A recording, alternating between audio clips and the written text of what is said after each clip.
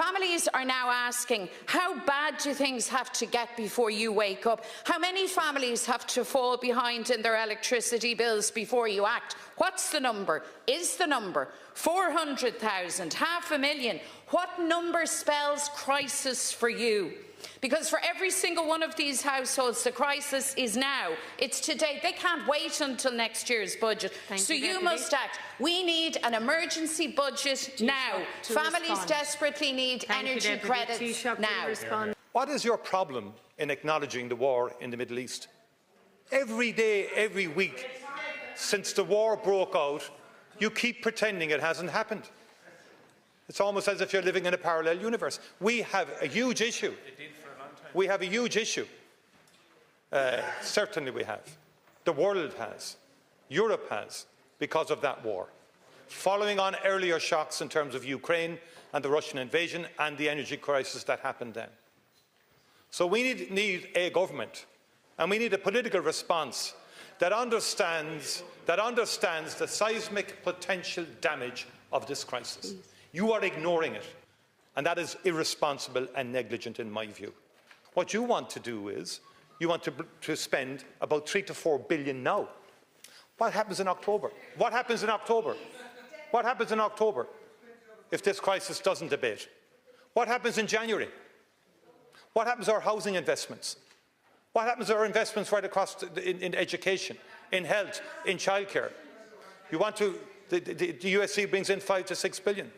You want something for everybody in the audience. You want universal energy credits. You want to give credits to the wealthiest in society. You don't believe in targeting anymore.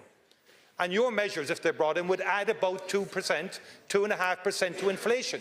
And we know who suffers most when inflation goes up? Lowest income groups. Now, that's not politically fanciful for you. You have a by-election coming. You want to win as many votes as you can. So you want to say, let's spend 4 billion and give it out to everybody. That's what you're doing. And let's be under no illusion. That's what's at foot here. But we have to think even short-term to October. We should be looking at more permanent measures that help alleviate the cost of living. Tá géará é sin a dhéanamh. Tá annach chu déanta going, agus beag níos móla déanamh going gone out.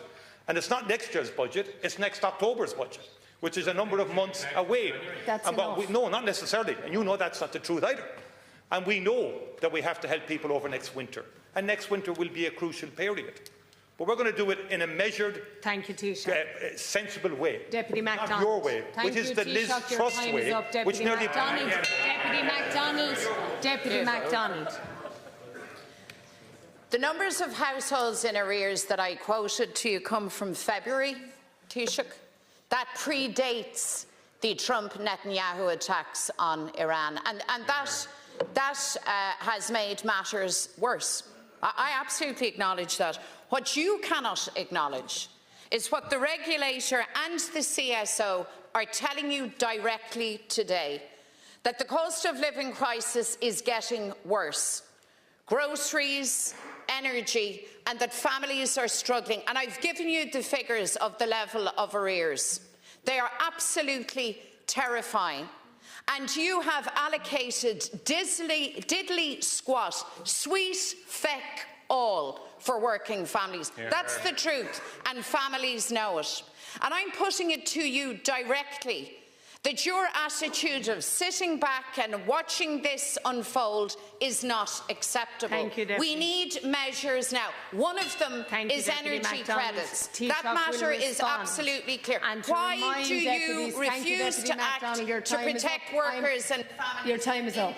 Your time is up. You are negligent. Taoiseach to respond through the chair.